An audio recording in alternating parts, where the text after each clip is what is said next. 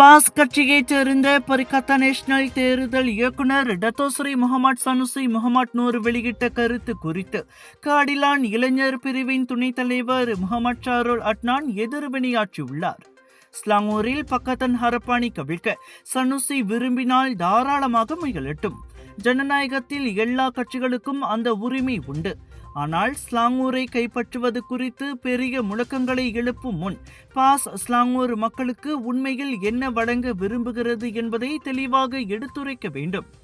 ஆட்சி செய்ய தயாராக இருக்கிறோம் என பொதுமக்களை நம்ப வைக்க விரும்பினால் பாஸ் தெளிவான கொள்கைகள் மற்றும் திட்டமிடல் மூலம் அதன் தயார் நிலையை கொண்டிருப்பது முக்கியம். ஆட்சி நடத்துவது என்பது வெறும் பெரிய தேர்தல் இயந்திரத்தை கொண்டிருப்பதோ அல்லது அரசியல் பேரணிகளில் மேடைகளை நிரப்புவதோ அல்ல.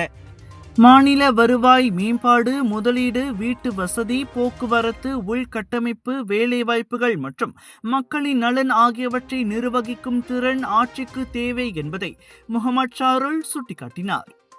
மலேசிய பொருளாதாரத்திற்கு அதிக பங்களிப்பை வழங்கும் மாநிலமாக ஸ்லாங்கூர் தொடர்ந்து திகழ்கிறது.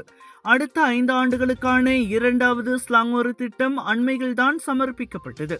ஸ்லாங்கூர் அரசு மாநில வளர்ச்சியை முன்னிறுத்தி செயல்பட்டு வரும் வேளையில் யாரை வீழ்த்துவது என்பது பற்றி மட்டுமே பேசிவிட்டு பாஸ் கட்சி மாநிலத்திற்குள் வருவது பல வித்தியாசங்களை எடுத்துக்காட்டுவதாக அவர் குறிப்பிட்டார்.